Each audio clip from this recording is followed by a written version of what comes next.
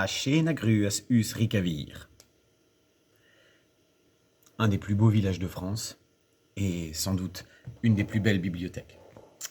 Aujourd'hui, une nouvelle vidéo. Conseil lecture. Le talent est une fiction. Un titre qui m'a tout de suite interpellé personnellement, voilà, pour mon histoire personnelle et aussi par rapport à mes pratiques éducatives envers mes enfants.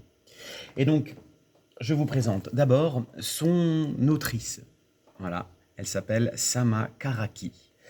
Alors, elle est d'origine libanaise, c'est une femme, elle est jeune, donc voilà, ça va pas être de la psychologie à la papa. Voilà, c'est de 2022-2023.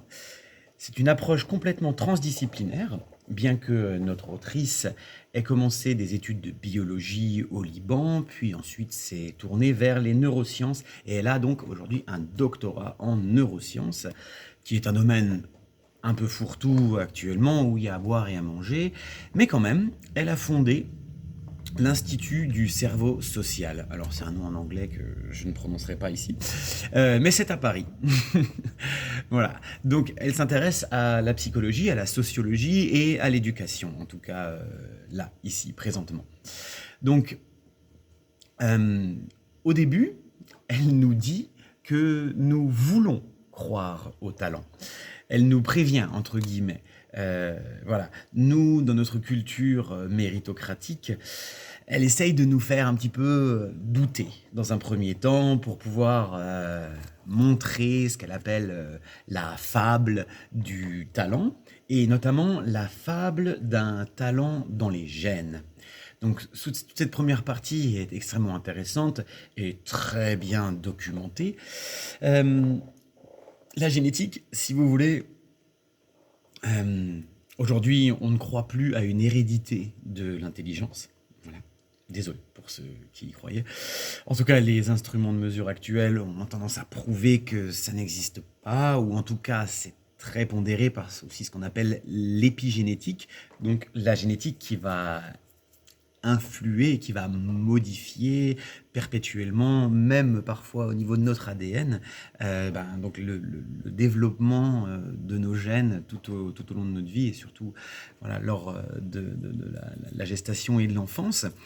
En fait, elle fait des parallèles avec la craniologie et parfois des pseudosciences qui ont pu donner lieu à l'eugénisme. Voilà, ceux qui ne savent pas forcément ce que c'est craniologie, eugénisme, vous tapez voilà, sur Wikipédia craniologie, eugénisme, vous verrez que c'est pas trop, on va dire, bien vu, politiquement correct. Enfin, encore que politiquement correct, parfois, voilà, ça veut plus rien dire non plus. Voilà. En tout cas, par rapport au talent, les gènes, ça peut jouer, peut-être physiquement aussi, mais il y a beaucoup d'autres choses qui jouent. Elle prend l'exemple notamment des Kenyans qui ont remporté des courses de demi-fond ou de fond, et voilà, c'est en fait la façon dont ils évoluent dans leur enfance qui leur donne ce genre de talent. Elle prend l'exemple aussi de ceux qui nous disent oui, mais les Africains, les ceux d'origine africaine, ils sont meilleurs en sport, c'est génétique, nanani. Ben, ma foi, ça dépend dans quel sport déjà, voilà, ça dépend des infrastructures. Voilà, prenez le hockey sur glace, vous avez beaucoup d'Africains? Voilà. Bref, voilà, on va pas aller dans ces extrêmes-là, mais n'empêche, ça remet beaucoup de choses en question, et elle le dit beaucoup mieux que moi dans le bouquin. Et elle a quelques formulations quand même assez percutantes, dont celle-ci que j'aime beaucoup. On ne naît pas pauvre, on le devient. Ah ouais. Donc elle étudie là tout le rapport entre inégalité sociale et financière et QI. Voilà, elle interroge même la notion même de QI, qui paraît être quelque chose qui est très lié à l'apprentissage. C'est quelque chose qu'on peut vraiment travailler. C'est une intelligence logique, ce sont des tests, etc. Donc bon, ça nous amène vers la question de ceux qui sont défavorisés socialement et qui réussissent quand même. Alors là, je vous renvoie à la vidéo numéro 3 que j'ai tournée ici même sur Gérald Bronner et les transclasses.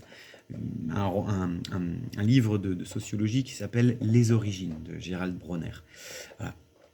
En fait, Sama Karaki, là-dedans, elle va vraiment nous remettre en perspective les automatisations et la plasticité cérébrale qui font qu'on peut entraîner notre cerveau, etc. Euh, le poids de l'inégalité sociale et culturelle, parfois, ça joue quand même à fond. Et enfin, je vais essayer de vous trouver la citation qui justifie, entre guillemets, qui fait fonctionner à plein, quoi. Alors, dans The Inner Level, les épidémiologistes anglais Richard Wilkinson et Kate Pickett expliquent comment l'inégalité nous affecte individuellement, comment elle modifie notre façon de penser, de ressentir et de nous comporter. Ils montrent empiriquement comment un statut social bas est associé à des niveaux élevés d'hormones de stress et comment les taux d'anxiété et de dépression sont intimement liés à l'inégalité. Bon, ces facteurs ne signifient pas que les personnes défavorisées le sont dans leur nature intellectuelle, mais que leur potentiel, quand ils existent, ne sont tout simplement pas respectés ni exploités par la société, en particulier pour les personnes ciblées par des stéréotypes et qui portent le fardeau de devoir constamment prouver leur valeur.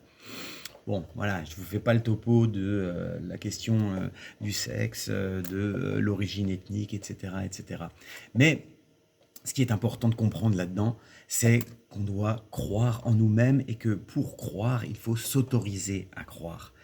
Il y a là-dedans aussi l'examen de choses très intéressantes qui sont assez pointues mais qui sont franchement bien expliquées, que tout le monde peut comprendre, qui s'appelle le locus de contrôle, chose que je ne connaissais absolument pas, ce qu'on appelle aussi la mentalité de croissance et les prophéties autoréalisatrices. Franchement, c'est vraiment de la bombe. Vous lisez ça, vous ne voyez plus votre propre parcours, ni les stars ou ni les élites qu'on nous présente dans les médias ou dans l'économie de la même manière. Non, vraiment, vraiment.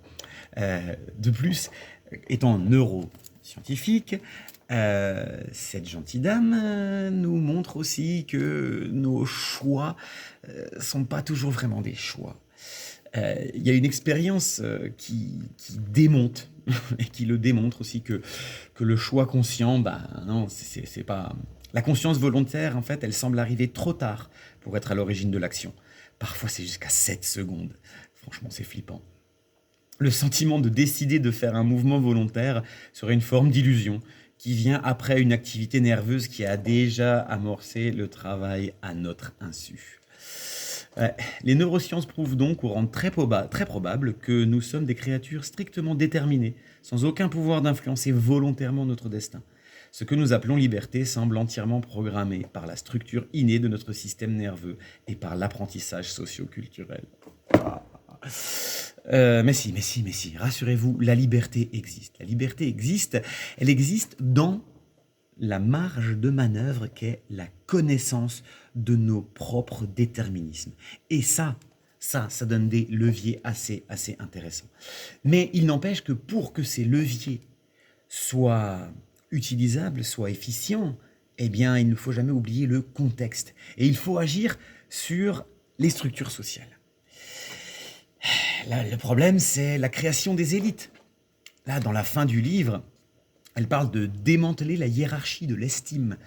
Parce qu'on en arrive à des systèmes qui créent des élites qui sont autosuffisantes et qui même deviennent suffisantes tout court, par la méritocratie, par la croyance que leur réussite est due à leurs propres efforts, etc., etc., et qui en fait sont des efforts qui sont faits dans un certain cadre, dans un certain système qui valorise une certaine intelligence et un certain type de mentalité qui est bien souvent des mentalités de compétition, voire même d'écrasement de l'autre, et où on doit d'abord gagner son respect, etc., etc.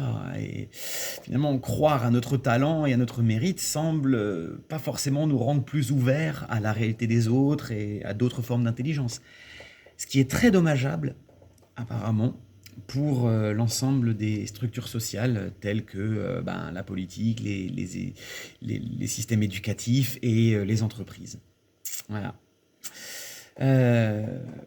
Nos motivations, bien qu'elles soient ancrées dans un système écrasant de valeurs, ne nous déterminent pas. C'est au niveau de nos désirs que réside notre mince marge de manœuvre sur nous-mêmes. Ah bon? Eh ouais. Là, on en vient à traiter du système de récompense. Là, on vous parle tout le temps de la dopamine, etc., etc. Et nous, êtres humains, on est capable d'avoir une, un fonctionnement qui va retarder la récompense et qui va nous faire nous projeter dans une récompense lointaine et qui va maintenir notre degré de motivation.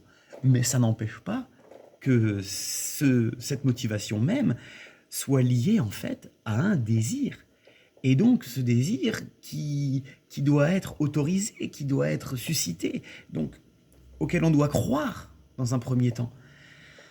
Ça met quand même beaucoup de choses en perspective, hein. Donc motivation, volonté, désir. Et nos motivations, in fine, elles peuvent aussi se libérer de la logique de rentabilité.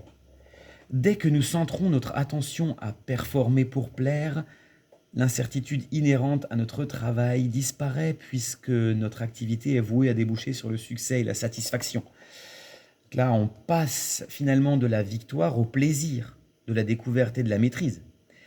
Et ça nous désengage de la notion de triomphe et transforme nos conquêtes pour qu'elles ne soient pas anxieuses. Nous devenons en compétition avec notre propre passé. Important. Idéalement, il faudrait commencer dès l'enfance à démystifier le besoin de vaincre et de dominer. Mais souvent, les parents, entraînés dans un idéal méritocratique, œuvrent à leur échelle pour donner à leurs enfants le plus de chances possible d'accéder à un statut dans la société. Et par là, entrent dans des logiques de compétition et l'exigence de vaincre, etc.